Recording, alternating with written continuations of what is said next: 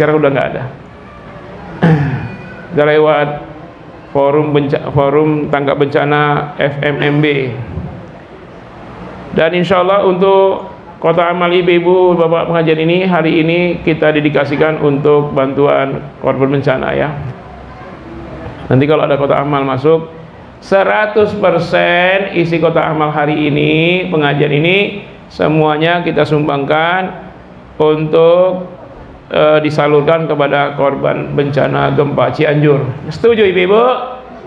Bapak setuju pak? Siapkan dompetnya pak. Terserah berapapun, yang penting ikhlas walaupun banyak. Ya kan pak? Yang penting ikhlas. Suaranya nggak jelas, terlalu kecil. Tolong nih teknisinya. Nah, ibu-ibu yang di rumah juga boleh persiapkan donasi. Dan insya Allah 100% dari Kota Amal pengajian ini kita sumbangkan, dedikasikan untuk saudara kita yang tertimpa bencana di Cianjur. Semoga walaupun sedikit kita bisa meringankan beban mereka. Karena di hadapan Allah tidak ada yang kecil, tidak ada yang ringan. Sekecil apapun Allah akan balas dengan berbobot. Faman ya'mal mithqala dzarratin khairan yarah wa may ya'mal mithqala dzarratin syarran yarah. Kebaikan atau keburukan sekecil partikel yang paling ringan sekalipun pasti Allah perlihatkan balasannya sangat berbobot. Dan yakinlah Allah akan balas berlipat-lipat. La in syakartum la azidannakum wa la in kafartum inna adzabi lasyadid. Kalau kalian bersyukur pasti aku akan terus tambah kata Allah. Tetapi kalau kufur aku azab kata Allah, azabku pedih. Kufur di sini maksudnya kufur nikmat. Nah, untuk hal itulah maka kita kaji pada tema hari ini al-musibatu fi dhawil Quran. Musibah dalam perspektif Al-Qur'anul Karim. Ya, musibah dari asaba yusibu musibah. Af'ala yuf'ilu if'alan ya ilan ya. Asaba yusibu musibatan, musibah yaitu sesuatu yang menimpa bagi manusia baik atau buruk. Jadi baik itu baik maupun buruk itu musibah ya. Wa amal insanu idza mabtalahu rabbuhu, kalau manusia diberi bala atau musibah, ibtalahu rabbuhu ya, kemudian Allah beri kekayaan ya, fa akramahu wa na'amahu fayaqulu rabbi akraman. Mereka berkata Tuhanku telah memuliakan kami. Wa amma idza mabtalahu faqadara alaihi rizqahu fayaqulu rabbi ahana. Kalau dibatasi rezekinya mereka berkata Tuhanku telah menghinakanku. Padahal baik diberi rezeki berupa harta maupun kejadian berupa bencana, itu semua adalah ujian, itu semua adalah musibah ya. Tapi seringkali manusia menganggap musibah itu kalau jelek bagi dirinya ya. Padahal bisa jadi yang jelek bagi diri kita itu adalah kebaikan. Kita tidak tahu apa rahasia di balik kejadian. Nah, karena itulah kita menyimpulkan berbagai pendapat dari para ulama yang disandarkan kepada Al-Quran. Maka ketika terjadi sebuah bencana, apakah gempa, tsunami dan lain-lain, ada 3 kemungkinan yang bisa kita ambil sebagai sebuah kesimpulan berdasarkan isyarat-isyarat Al-Quran dan Sunnah. Yang pertama, musibah itu ya levelnya al-bala'u, al-ibtila'u, sebagai ujian ujian bagi orang beriman untuk meningkatkan keimanan mereka. Dalam surah Al-Baqarah ayat 155 Allah berfirman, a'udzubillahi minasyaitonir rajim, walanabluwannakum bisyai'im minal khawfi wal ju'i wa naqsim minal amwali wal anfusi was samarat wa basyiris sabirin. Dan pastilah kami akan menguji kalian. Kalian di sini maksudnya adalah orang yang beriman, karena ayat ini awalnya 153 ya tentang orang yang beriman, ya ayyuhalladzina amanu ista'inu bis sabri was shalah. Nah, jadi kembali kepada alladzina amanu. Dan pastilah kami menguji kalian, hai orang yang beriman, bisyai'in, dengan sebuah kejadian. Di antaranya minal khaufi, rasa takut, ya, takut miskin, takut musibah kecelakaan, takut, itu semua ujian.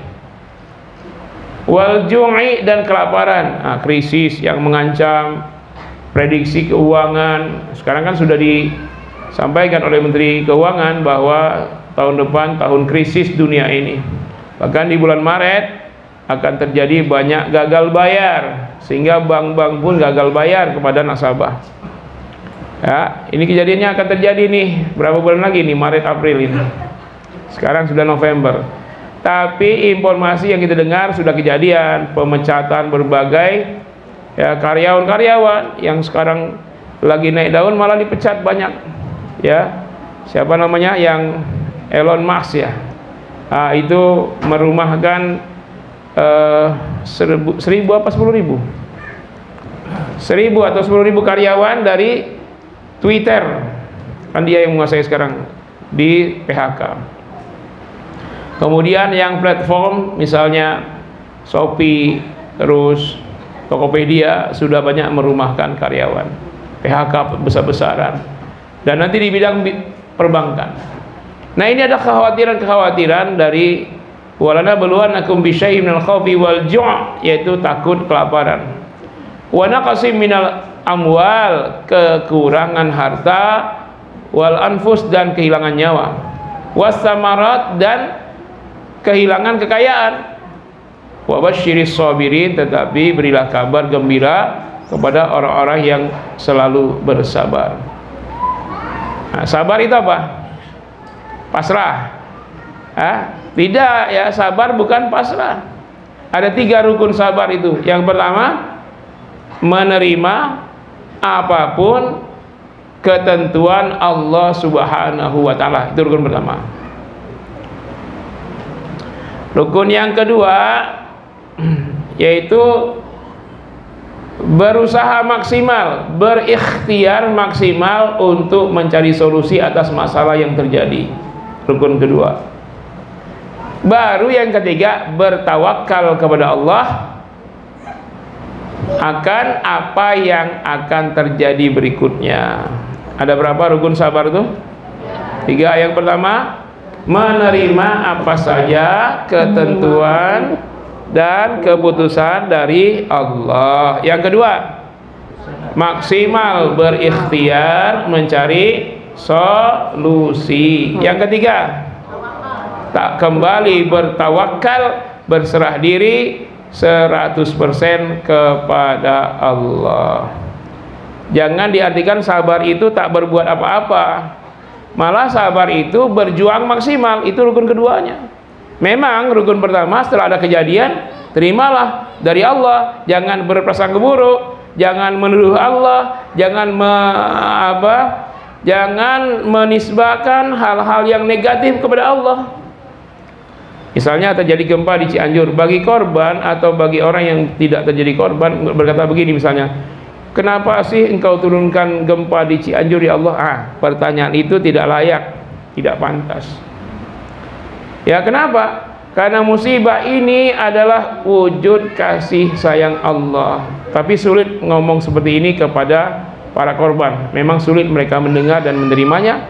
Tapi hati yang lembut, hati yang beriman bisa menerima walau berat. Kita sekarang masih bisa menerima karena belum kejadian pada kita. Tapi kalau korbannya kita, wallahu alam, saya nggak tahu. Secara teorinya harus bisa menerima.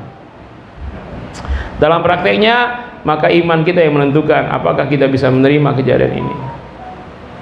Ya.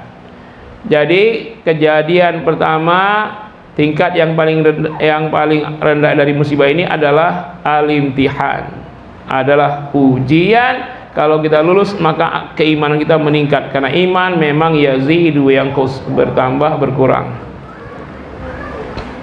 Nah, sebagai apa bagi saudara kita di Cianjur, kita berharap ini sebagai ujian, dan ciri khasnya adalah mim ba'di khaufihim amna.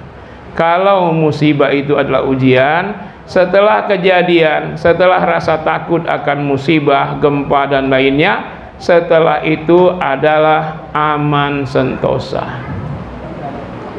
Itu sifatnya bencana ujian.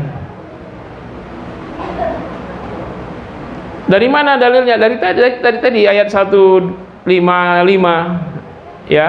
Kenapa setelah kata Allah diuji dengan bencana, diuji kelaparan, kehilangan nyawa, kehilangan kekayaan, anggota keluarga yang dicintai meninggal karena ketiban dan lain-lain, tapi setelah itu wabasyiris sabirin, berilah kabar gembira. Jadi setelah itu kabar gembira.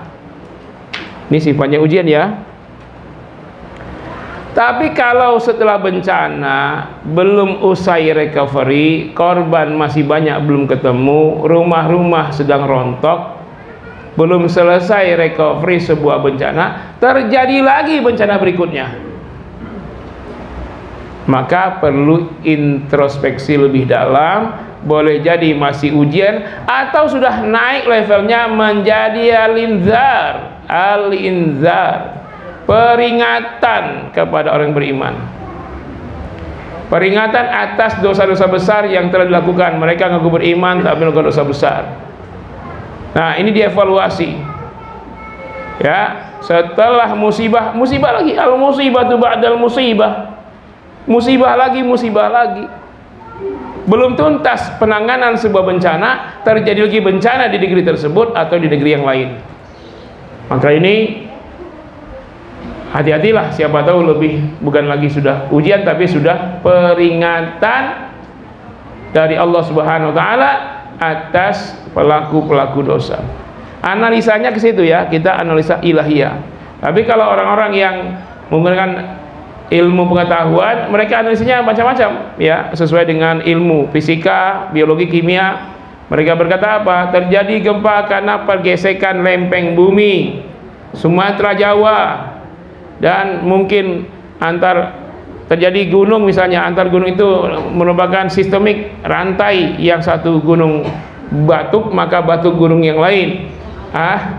Ini secara ilmu ya. Tetapi kita bisa menerima itu, tetapi tetap saja punya keyakinan la yahriku syai'un illa bi'idznillah.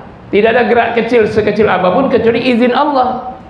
Kenapa? Karena alam ini berdasarkan ajaran Islam pasif, menerima perintah, bukan berinisiatif. Kalaulah kondisi alam ini jadi final sebagai alasan lalu berhenti analisa di situ secara ilmiah, maka orang beriman kalau analisanya sampai ke situ, apa bedanya dengan ateis? Maka seorang mukmin mengembalikan ini kepada Allah Subhanahu wa taala. Analisanya selain ilmiah juga ilahiyah. Jadi keyakinan kita tidak ada gerak sekecil apapun kecuali dengan izin Allah. Bapak Ibu sekalian mengedipkan mata ya, itu yang masih dengar pengajian. Tapi yang tidak dengar, dia mengedipkan mata nggak buka-buka lagi, tidur dia. Itu lain lagi.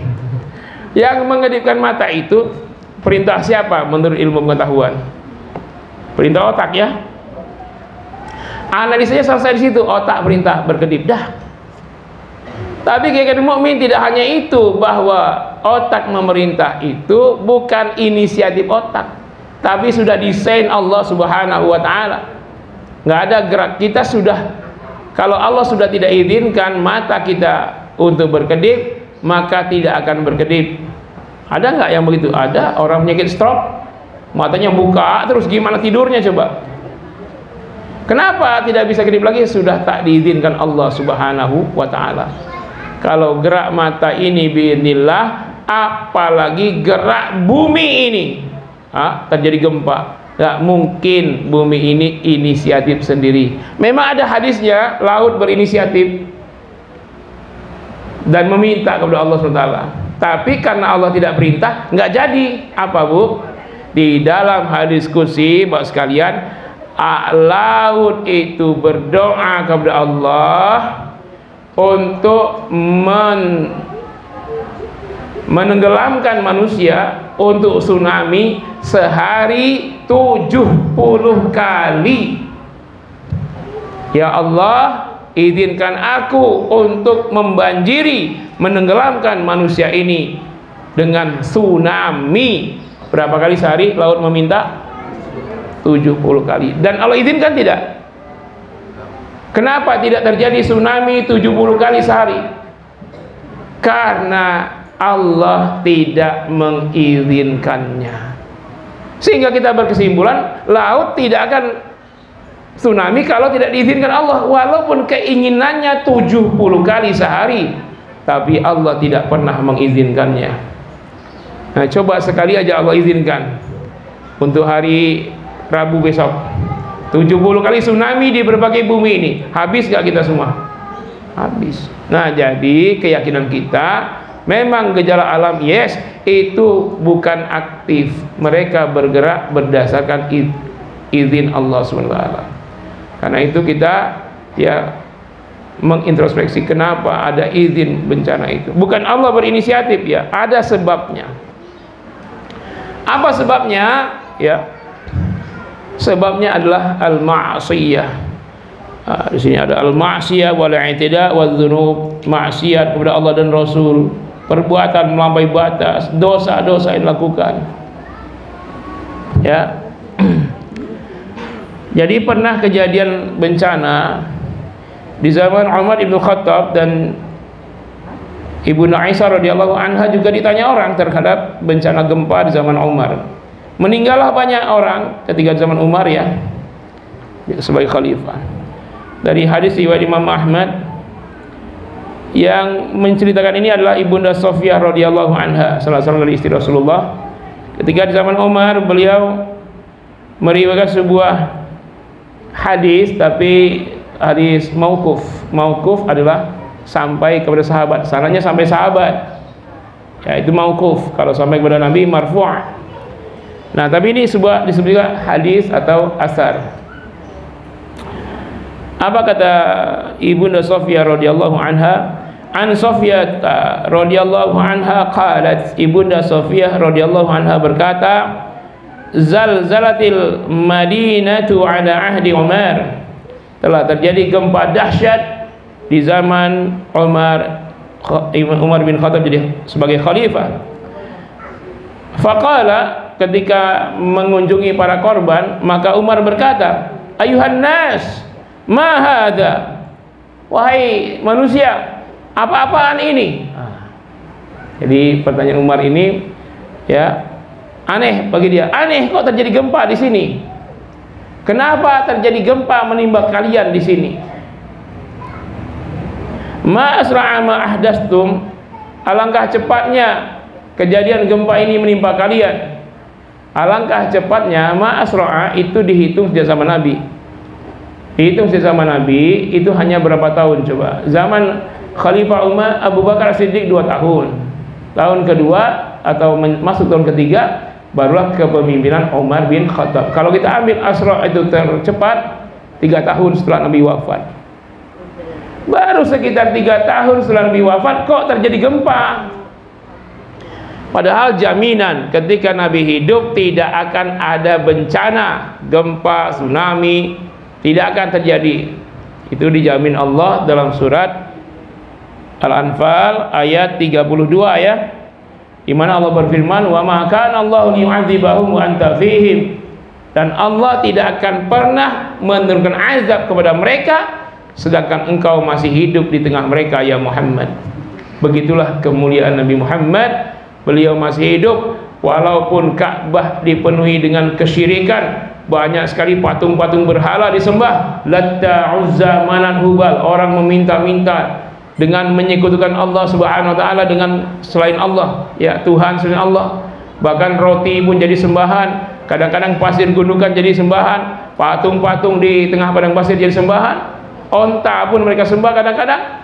Maka ya tidak Allah turunkan bencana. Kenapa? Karena Nabi masih hidup. Wa ma kana Allahu liyu'adzibahum wa anta fihim, Allah tidak akan pernah menurunkan azab pada mereka selagi engkau masih hidup di tengah-tengah mereka ya Muhammad. Nah, tidak ada bencana di zaman Nabi, dan juga tidak terjadi bencana di zaman Abu Bakar As-Siddiq 2 tahun. Tahu-tahunya di zaman Umar terjadi gempa. Apa kata Umar? Apa-apaan ini? Dosa apa yang kalian lakukan? Coba kira-kira kalau datang pemimpin ke Cianjur, korban lagi banyak, yang meninggal, yang patah kaki, yang luka-luka, lalu dia kumpulkan korban sambil bawa bantuan. Tentu sambil bawa bantuan ya. Pemimpinnya berkata, "Hei rakyat Cianjur, dosa apa yang kalian lakukan sehingga gempa bumi ini terjadi?" Kira-kira itu pemimpin viral nggak? Viral ya. Tapi viralnya apa? Jelek kan? Orang bencana dikatain begitu, orang lagi luka-luka, yang meninggal belum dikuburkan. Pemimpin apaan? Kata orang. Tapi Umar begitu sikapnya. Ya. Ternyata diselidiki ada warga di tempat tersebut di Madinah itu yang tidak mengeluarkan zakat, maka dialah dituduh sebagai kriminalnya, ditangkap ya, lalu disuruh bertobat, lalu dia bayar zakat, lalu dikasih denda. Setelah itu tidak terjadi lagi bencana sampai wafatnya Umar dan diteruskan oleh Khalifah Utsman bin Affan. Ya. Nah, kata Umar apa? Selain ya ayuhan nas ma hada ma ahdastum la in adat la tajiduni fiha. Kalau terulang lagi gempa di zamanku ini, kalian tidak akan pernah menjumpai aku lagi. Jadi Umar berkata seperti itu yang kedua ya. Kalau gempa lagi, kalian tidak akan menjumpai aku lagi. Ada dua penafsiran ungkapan Umar ini. Yang pertama, mungkin Umar termasuk yang kena korban. Yang kedua, kalau tidak, beliau akan melepaskan jabatan, tidak mau jadi khalifah, berhenti jadi pemimpin karena terjadi bencana yang kedua. Kenapa begitu?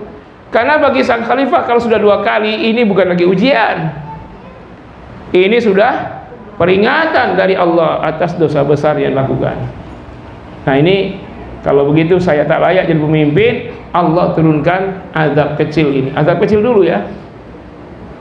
Nah, jadi kalau al-musibatu ba'dal musibah, musibah terjadi lagi, maka kemungkinan sudah naik, bukan hanya ujian tapi sudah peringatan atas dosa. Atau yang ketiga, al-azab.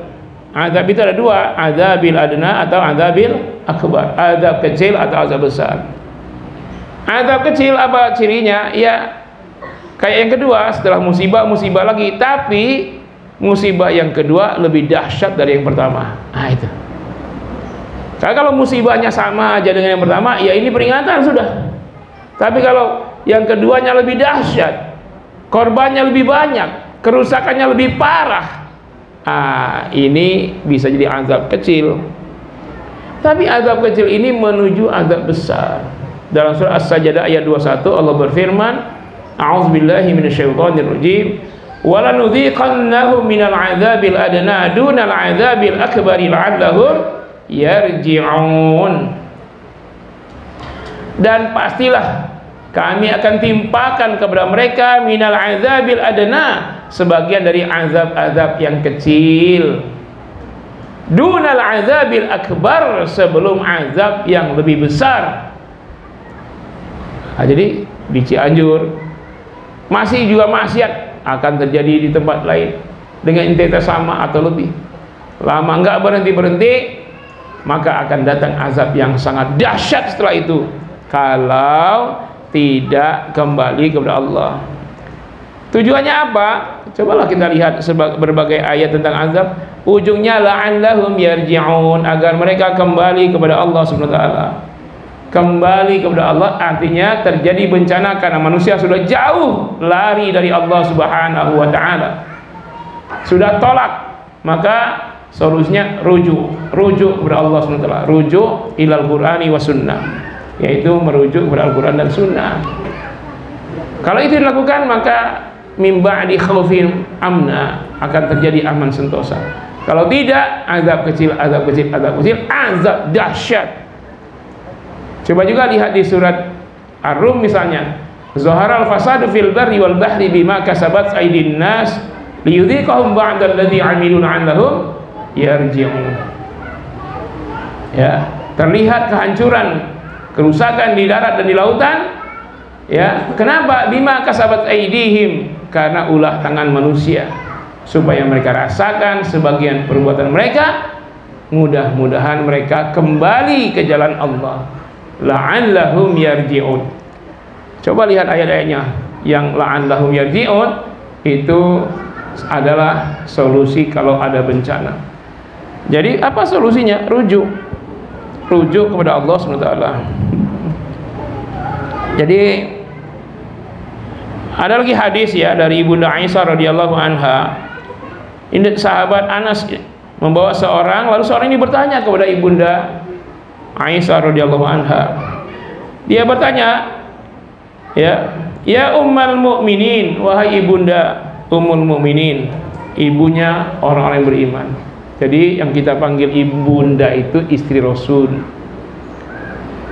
Wa azwajuhu ummahatukum, dan istri-istri Rasulullah, istri-istri Nabi adalah ibu-ibu kalian. Ini kadang orang keterlaluan. Ketika dia manggil Teresa, Bunda Teresa. Bahkan seorang ustadz manggil jemaah bapak-bapak dan ibu, ayahanda bunda, yanda bunda, yanda bunda. Saya nggak nyuruh di sini begitu, masih ada yang begitu. Di beki ini nggak saya suruh. Nggak layak memanggil orang yang bukan ayah ibunda dengan ayahanda bunda. Sementara ketika meriwayatkan hadis yang diriwayatkan oleh Ibunda Aisyah, dari Sofia, padahal Quran menyebutkan yang bunda itu istri Nabi. Surah Al-Ahzab ayat 3. Wa azwajuhu, dan istri-istri Nabi itu ummahatukum, bunda-bunda kalian. Ini sahabat manggil Aisyah ibunda kaum mukmin, ya ummul mukminin, wahai ibunda kaum mukminin. Ya. Ketika ini zaman Umar juga ya. Ma sababul zalzalah? Apa sebabnya itu gempa ini? Zalzalatil Madinah itu apa? Apa sebab gempa di Madinah ini? Qalat, Ibunda Aisyah radhiyallahu anha menjawab, idza stahabuz zina wa syaribul khumur wa gharallahu fi samaihi faqala al-ardi tazalzali bihim fa in tabu wa naza'u wa illa ahdamaha alaihim. Qala ya ummul mu'minin a'adzabun alaihim. Qalat bal mau'izatan wa rahmatan lil mu'minin wa nakalan wa 'adzaban wa sakhatan 'alal kafirin. Jadi Anas membawa seorang, lalu seorang ini bertanya kepada Ibunda Aisyah radhiyallahu anha, wahai ummul mukminin, apa sebab gempa yang terjadi ini? Apa sebab musibah ini? Qalat, Ibunda Aisyah radhiyallahu menjawab, idza stahabuz zina, apabila orang sudah berbuat zina. Sekarang ada yang berzina. Kita dengar informasi dari berita kriminal, zina, selingkuh, PNS selingkuh, bahkan pejabat selingkuh, DPR selingkuh, ketangkap basah, ketangkap kering, entah di hotel mana, entah di rumah siapa, ya kan? Anak sekolah saja sudah berhubungan di luar nikah. Anak SD bahkan ada juga. Kenapa? Pacaran dibebaskan. Ini kita aneh ya. Pembuat kebijakan juga aneh. Orang kalau menikah nggak boleh usia 17 tahun. Nggak boleh. Bahkan ada yang menikahkan ditangkap, masuk penjara itu. Menikahkan anak di bawah umur. Ya nggak? Harusnya logikanya kalau menikah usia 17 tahun ke bawah tidak boleh, logikanya pacaran apalagi yang sah aja nggak boleh. Tapi anehnya menikah 17 tahun, 16 tahun, 15 tahun dikriminalisasi, masuk penjara, baik yang menikahkan, saksinya maupun siapapun. Tapi yang pacaran nggak apa-apa. Malah di sekolah bangkunya laki perempuan satu bangku, anak SD. Kita ini sudah diberi Allah insting namanya gharizatun naw.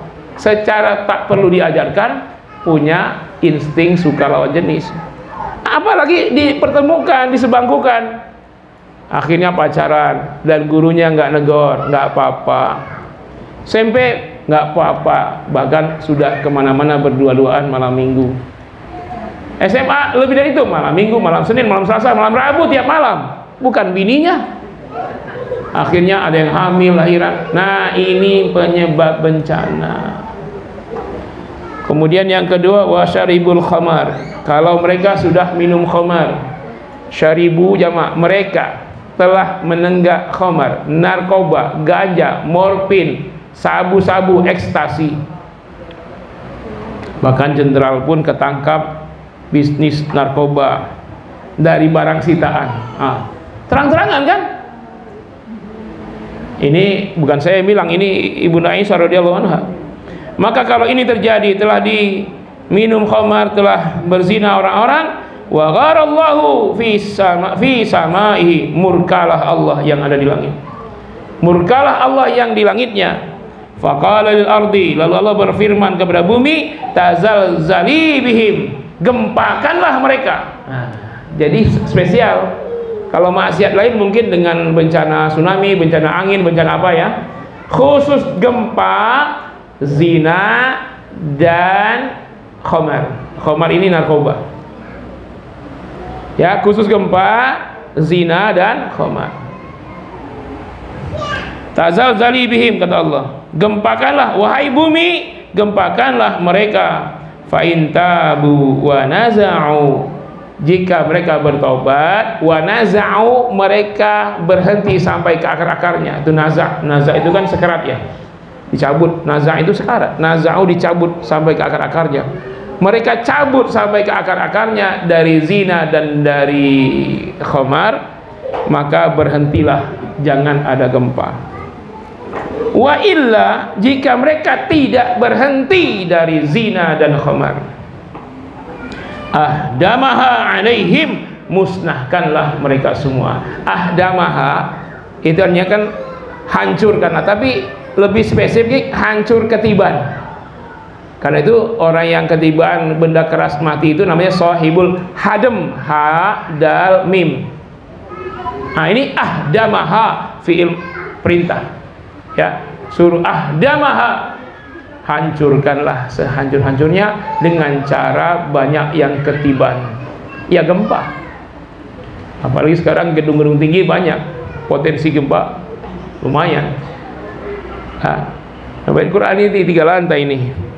Kayaknya paling tinggi di sini ya. Ada lagi yang baru mau selesai 3 lantai. Persiapan kalau gempa terjadi, larilah. Cuman kalau sudah gempa gede, kemungkinan apa? Tsunami. Larilah, naik ke atas lagi. Pas gempa turunlah cepat-cepatnya. 10 menit setelah itu larilah, naik lagi ke atas. Kalau di atas 7,5 SR. Sekarang gempa dahsyat nih, lari dulu. Laut Jakarta sampai ke sini kira-kira dari Laut Jakarta atau laut di mana? Tangerang di mana? Selat. Yang ke sini, yang ujungnya Anyer ya, Anyer. Nah, kalau yang Anyer ke sini berapa kira-kira kalau tinggi tsunami-nya 27 meter? Iya kan, di pinggir laut 27 meter, sampai ke sini berapa kira-kira? 6 atau 3 meter. Nah, siap-siap lah. Dari ujung pantai sampai ke sini, pantai utara lah misalnya Tanjung Priok, sampai ke sini berapa jam kira-kira kecepatan air? Ada 10 menit, ada 15 menit. Perkiraan 15 menit, maka kita hitungnya 10 menit. Turun, 10 menit kemudian naik semuanya sambil bawa beras berkarung-karung ke atas. Ya nggak tahu, ya nggak tahu, kita tidak tahu. Tapi kita hanya berharap jangan terjadi. Doalah. Nah, lalu tanya lagi orang ini, ya qala ya ummal mukminin, wahai ibunda, Kata yang bertanya ini, yang dibawa oleh Anas bin Malik, ya Ummul Mukminin, adzabun alaihim, apakah gempa dahsyat itu yang Allah perintahkan bumi untuk menghabisi mereka itu merupakan azab bagi mereka? Qalat, menjawablah Ibunda Aisyah, bal mau'izatan wa rahmatan lil mu'minin. Tidak, tapi mau'izatan, pelajaran, wa rahmatan, dan kasih sayang Allah, lil mu'minin, untuk orang yang beriman. Kenapa? Bisa dialasi dua hal. Pertama, dengan dia meninggal karena sahibul hadam tadi, mati syahid, masuk surga. Ya, nggak apa-apa di dunia mati dalam keadaan begitu, tapi surga, di akhirat masuk surga kan. Yang kedua, ya, disebutkan rahmatan, ada analisa para ulama. Kenapa orang yang mati ketiban gempa itu, sekiranya, ini ilmu Nabi Khidir ini, sekiranya dia hidup tidak ketiban gempa, dia akan durhaka. Maka dengan matinya dia, maka dia masuk surga. Kalau dia hidup, dia jadi preman yang akan memalak orang tuanya sendiri. Nah, ini analisa ya.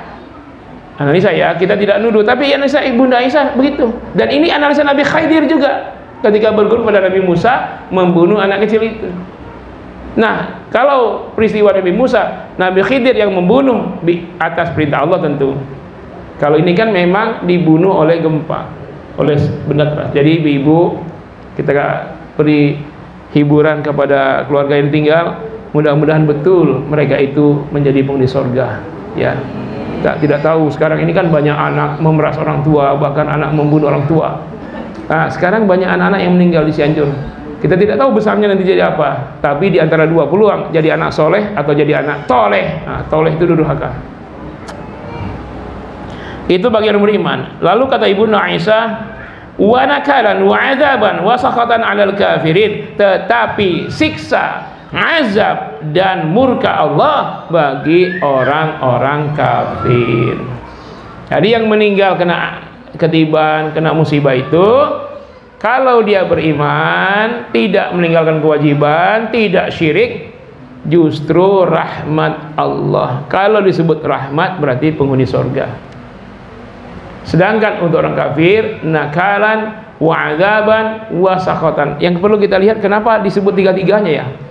Cukup azab aja cukup ya, tapi enggak, disebut tiga-tiga. Nakalan siksa, azaban azab, sakhatan murka Allah. Berarti saking murkanya Allah kepada pelaku maksiat. Terakhir, hadis riwayat Imam Hakim, akhrajul Hakim wa sahahu an Ibnu Abbas radhiyallahu anhuma, ya, yarfa'uhu ila nabi. Hadis dari Ibnu Abbas radhiyallahu anhu, dan dia mengatakan yarfa'u ila nabi, menyandarkan hadis ini berasal dari Nabi. Berarti ini hadis marfu'. Ya, hadis berasal dari Nabi. Yarfa'uhu ila nabi sallallahu alaihi wasallam, idza zahara zina war riba fi qaryatin faqad ahallu bi anfusihim adzaballah. Apabila terlihat telah jelas-jelas terjadi perzinahan, wariba, dan riba terang-terangan di sebuah negeri, faqad ahallu, maka sungguh mereka telah menghalalkan, alaihim, menimpa mereka, azaballah, aneka macam azab Allah. Nah, yang dalam bentuk azab ini tentu saja ya sebab-sebabnya secara spesifik. Kalau Umar mengatakan mereka mengemplak zakat, musibah terjadi. Banyak nggak sekarang orang tidak berzakat? Yang kedua, terjadi zina, lalu miras dan narkoba, lalu riba, ya. Jadi ini yang 4 spesifik, tapi secara umum musibah ini karena maksiat, wal i'tida, wadzunub, ya, maksiat, melampaui batas, dan dosa-dosa besar. Nah, ini yang bisa saya sampaikan untuk kesempatan kali ini. Tadi masih ada waktu 15 menit. Kepada Bapak dan Ibu yang ingin bertanya, saya persilakan. Silakan. Oh ya, silakan. Mohon mic-nya, tolong.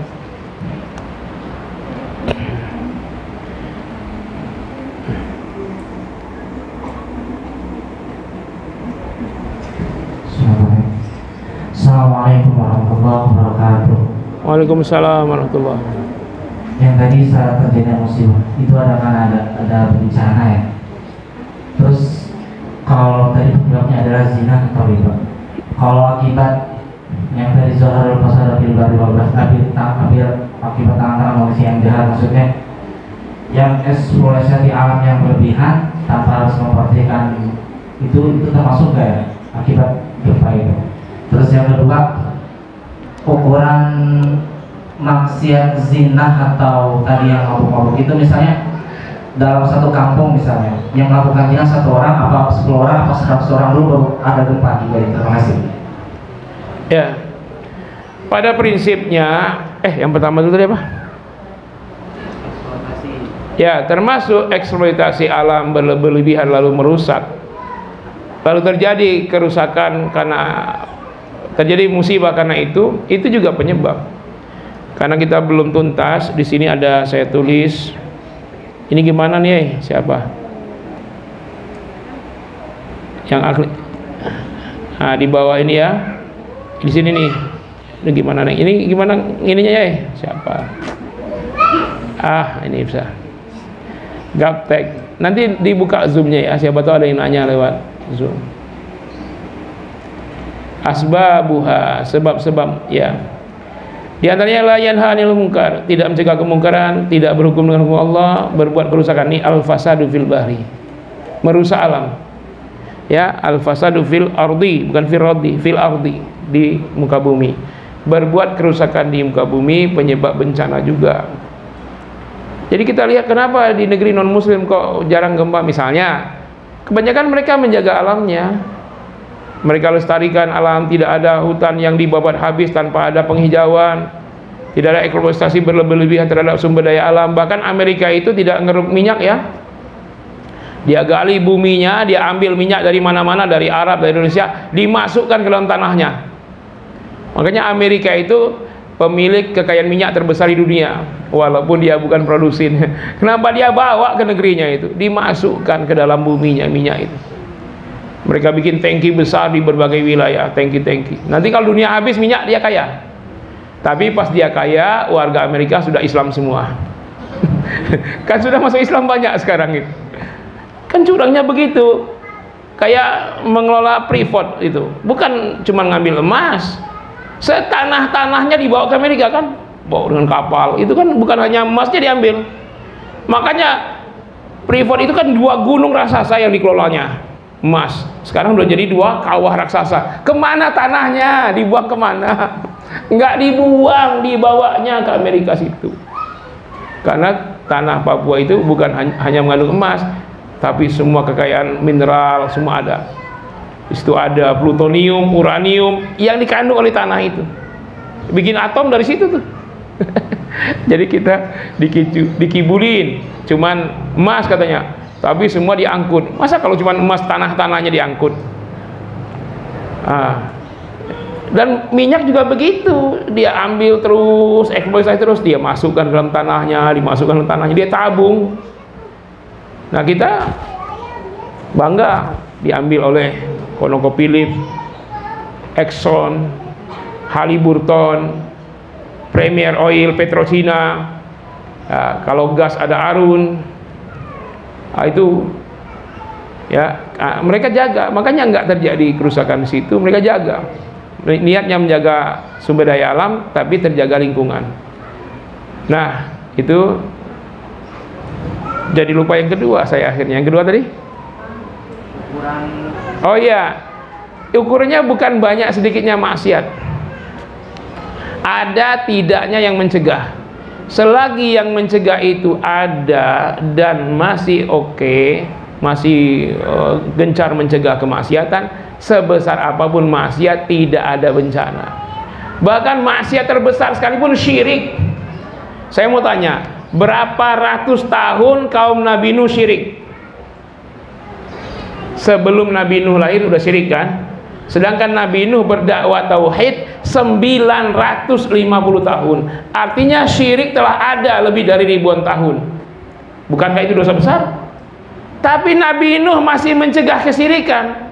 Nah, selagi ada yang mencegah kemungkaran, maka sebesar apapun maksiat masih tertunda azab.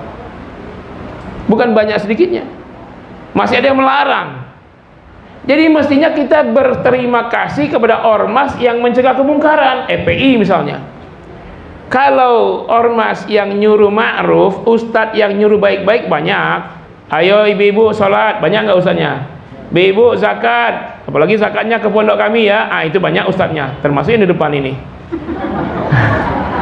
Ayo ibu naik haji ya, umroh ya, ini travel saya, tambah banyak tuh ustadznya. Tapi di mana ada lokalisasi lalu dia datang mencegah, ada nggak itu? Dulu ada FPI, sekarang dibubarkan. Harusnya kita berterima kasih dengan keberadaan FPI itu, sebab dengan adanya mencegah kemungkaran tercegahlah azab. Coba lihat di surat Al-Maidah ayat 78 juz 9. A'udzubillahi minasyaitonirrajim. Lu'inal ladzina kafaru min bani Israil ala lisani Daud wa Isa bin Maryam dzalika bima asaw wa kanu ya'tadun. Telah diturunkan azab, berbagai macam azab kepada kaum Bani Israel setelah dakwah Nabi Isa, Nabi Daud. Dzalika bima asaw wa kanu ya'tadun, karena mereka berbuat maksiat dan berbuat melampaui batas. Apa perbuatan melampaui batas itu? Kata Al-Qur'an, kanu la yatanahawna 'an munkar. Mereka tidak mencegah kemungkaran. Jadi tidak mencegah mungkar. Di surat Al-Maidah 79 tuh. Kanu la yatanahawna 'an munkarin fa'aluh. Mereka tidak mencegah kemungkaran yang terjadi di tengah masyarakat, ya. Labi sama kanu yaf'alun. Amat jeleklah perbuatan mereka itu. Jadi zina, maksiat jelek, lebih jelek tidak mencegahnya. Itu ya, jadi berapa banyak maksiatnya, bukan berapa banyak, ada nggak yang mencegah maksiat itu. Ini mau bahas baterainya, bisa dicas. Langsung ke pertanyaan ini. Ini yang nanya ya, di atasnya nggak nanya. Assalamualaikum. Waalaikumsalam. Izin bertanya Bu ya, bagaimana kita menyikapi musibah yang menimpa? Langkah-langkah yang kita tempuh agar mampu mengantarkan kita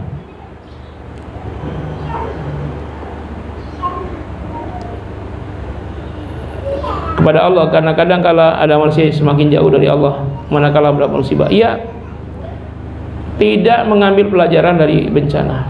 Kadang-kadang mereka ngungsi di masjid, lalu kita datang, ya korban bencana ini, ayo sholat berjamaah. Bapak aja deh, kami kan kena musibah, Allah juga tahu kami kena bencana. Justru mereka tidak sholat. Sudah bencana kena di dunia, ancaman besar bencana akhirat neraka jahanam, tidak sholat. Harusnya bencana itu menjadi hidayah, lalu berubahlah mereka lebih taat. Harusnya begitu. Nah ini malah semakin maksiat setelah bencana. Yang lebih parah lagi, yang mengambil kesempatan dari bantuan. Dikumpulkan bantuan, dia korupsi. Ada nggak? Ada pejabatnya. Pernah lah kejadian seperti itu, sering ya. Nah jadi ibunda riwayat Aisyah radhiyallahu, ibunda Aisyah, kadang-kadang saya malah menidakbolehkan ya, termasuk wali-wali murid kepada guru-guru atau guru-guru kepada wali murid, nggak usah panggil bunda yanda, nggak usah. Bapak, ibu, pak guru, bu guru, sudah formal gitu aja dah. Saya nggak usah lah, ya ayahanda, bunda, ya. Kelihatan lembut tapi nggak sesuai dengan hati nanti takutnya. Ngomong yanda bunda nagih SPP. Masa minta SPP karena ibunya sendiri? Kan guru-guru panggil wali murid, ayahanda, bunda, mana SPP? Nggak usah berbahasa basi. Bapak, ibu, ini belum bayar SPP, tolong bayar. Nah gitu aja ya. Takutnya ada hadis Pak, Sahih Bukhari Muslim, manidda'a aban ila ghairi abihi wa huwa ya'lamu annahu ghairu abihi fal jannatu alaihi haram. Puluhan hadisnya ini riwayat Imam Bukhari Muslim. Manidda'a aban, siapa yang memanggil ayah, walaupun kalimat idda'a itu mengklaim, ayah, padahal dia anak angkat, ngaku ayah kandung kepada ayah angkatnya itu. Ini konteks hadisnya. Tapi dari segi panggilan, siapa yang memanggil ayah ila ghairi abihi, kepada yang bukan ayahnya, wa huwa ya'lamu anhu, dan dia tahu bahwa orang itu, wa huwa ya'lamu anhu ghairu abihi, bukan ayahnya, fal jannatu alaihi haram, maka surga baginya haram. Ibu-ibu sudah saya tegur berapa kan yang manggil Bu Nurul, Bunda Nurul, Bunda Nurul, Bu Nurul, udah nggak usah bunda-bunda, ya kan? Kita formal-formal aja. Takutnya hati munafik, manggil lemah lembut, manggil tapi nagih SPP. Ya Bu Anis atau Bu Nunung, nggak usah manggil bunda-bunda, ayah anda. Nanti panggil ayah bunda, gratisin SPP. Masa nagih kepada ayahnya SPP, kepada bundanya SPP? Musibah itu dengan legalnya zina dan khamar, penyebab musibah legal, bukan legal. Terlihat orang-orang melanggar dengan berzina dan khamar, walaupun tidak legal. Orang-orang tidak malu lagi, dia berzina, hamil 4 bulan ya, belum nikah, ya nggak apa-apa. Dalam kehidupan demokrasi, zina dan khamar adalah perkara yang legal dan lumrah. Ada yang melegalkan, ada yang tidak. Ya. Apakah kita bisa menyebut kehidupan demokrasi itu biang musibah? Kajiannya panjang ini. Nanti kita bicara soal akidah, baru sampai ke situ. Karena nanti akidah terkait dengan keyakinan bahwa apakah kita hidup ini bebas membuat aturan, ataukah kita mengikuti aturan yang sudah dibuat. Nah, sampai ke situ. Kalau bebas membuat aturan, itulah demokrasi. Kalau kita hidup diatur oleh yang menghidupkan kita, ya kita hanya menjalankan, tidak bikin aturan. Kira-kira kita menjalankan aturan atau bikin aturan? Kita diciptakan. Alam semesta ini diciptakan bikin aturan dia atau dia ikut yang menciptakannya? Matahari kenapa dia menyinari bumi? Apa maunya dia? Karena dia diperintah oleh yang bikin dia, kamu sinari sampai bumi ya. Kenapa? Kalau dia berinisiatif, saya mau tanya, ada berapa miliar matahari? Miliaran, triliunan. Kalau masing-masing punya keinginan 3 matahari aja sinarnya sampai ke bumi, apa yang terjadi, Pak? Kenapa? Mataharinya miliaran, tapi yang sampai sinarnya ke bumi cuma 1 doang. Karena yang Maha Pencipta nyuruh dia doang. Coba kalau yang Maha Pencipta nyuruh 2 matahari, 1 nyinar dari sini, 1 dari sebelahnya, nggak ada yang malam, siang semua, gimana? Kita ini makmur, mataharinya enak, bisa sirkulasi hujan, bisa fotosintesis, karena matahari tidak berinisiatif, dia ikut aturan, makanya tenang. Kalau kita ingin tenang hidup kita, ikut aturan Allah, tenang. Ya nggak, Bu? Bu, kalau ikut aturan Allah, Bu, berani nggak bapak-bapak yang jadi direktur utama selingkuh? Habis dia kena rajam. Nggak ada yang berani, Bu. Yang mau kawin lagi juga nggak berani, ya kan? Walaupun halal, nggak bisa di bawah tangan, harus resmi. Jadi yang mau nikah lagi minta izin istrinya, beliin rumah 2, kasihin mobil 3 kepada istri pertama, nanti dengan istri kedua nyewa kontrakan. Kayak gitu, mestinya gitu. Maka ibu-ibu tenang, nggak ada yang berani. Ini baru ngontrak mau istri 3, ngontrak nggak bayar lagi. Ya ini ya Bapak Ibu sekalian, ini adalah bagian dari iman kepada qada dan qadar, ya, iman kepada takdir. Nah, kita berharap siapapun yang terkena musibah maka bersabarlah. Tadi sabar tadi apa? Menerima ini adalah ketentuan Allah. Lalu apa? Maksimal berikhtiar mencari solusi. Apa diantaranya? Yang pertama, taubat. Ada ayatnya nih, surat Al-Anfal ayat 32 juga ya. Wa ma kana Allahu mu'adzibahum wa hum yastaghfirun. Wa ma kana Allah, dan Allah tidak akan mu'adzibahum, menurunkan azab kepada mereka, wa hum yastaghfirun, selagi mereka selalu memohon ampun. Jadi istighfar menolak bencana. Ini istighfar. Banyak istighfar. Astagfirullahaladzim, astagfirullah. Jangan tinggal istighfar. Lagi nyetir, tanpa harus ada dosa dulu istighfar itu. Jadikan wirid, Pak. Gak usah nunggu dosa dulu, saya mau minta ampun kalau dosa dulu. Enggak. Nabi itu sehari 100 kali taubatnya, istighfarnya. Atas dosa yang mana? Enggak ada dosa. Nabi mewiridkan istighfar. Dan Nabi dijamin tidak akan ada dosanya. Sekalipun beliau melakukan dosa besar, diampuni oleh Allah SWT dalam surah Al-Fat ayat 2. Ya kan? Inna fatahna laka fatham mubina. Kami telah memberikan kemenangan engkau. Termasuk Nabi dikasih fasilitas dosa lalu yang sedang dikerjakan, yang akan dikerjakan, semuanya diampuni Allah. Kalau Bapak sekalian dapat jaminan, berbuatlah semaumu kata Allah, pasti aku ampuni. Kira-kira Bapak gimana, Pak? Nah, Nabi banyak istighfar, sehari 100 kali taubat dan istighfar. Oke, Bapak Ibu sekalian, barangkali ini yang saya sampaikan.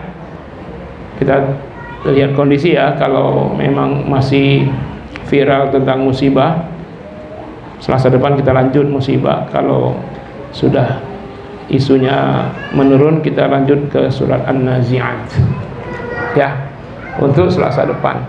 Jangan lupa hadir terus, ajaklah tetangganya. Siapa yang mengajak kepada satu jalan kebaikan, dia akan dapat pahala orang yang ikut dia itu, dan juga pahala dia semua, tanpa mengurangi pahala orang yang ikut dia.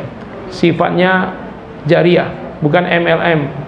MLM itu dibagi-bagi, yang ini 50%, ini 30%, ini 20%. Tidak, semuanya dapat 100%, 100%. Ya. Baiklah ibu-ibu sekalian, ini yang saya sampaikan. Jika ada kekurangan dan kesalahan, semuanya karena kesalahan saya, dan kalau ada yang benar itu semata-mata minallahi ta'ala, karena Allah SWT. Lebih dan kurang saya mohon maaf, dan sekalian langsung izin akan ada agenda di tempat yang lain. Mohon maaf. Wassalamualaikum warahmatullahi wabarakatuh.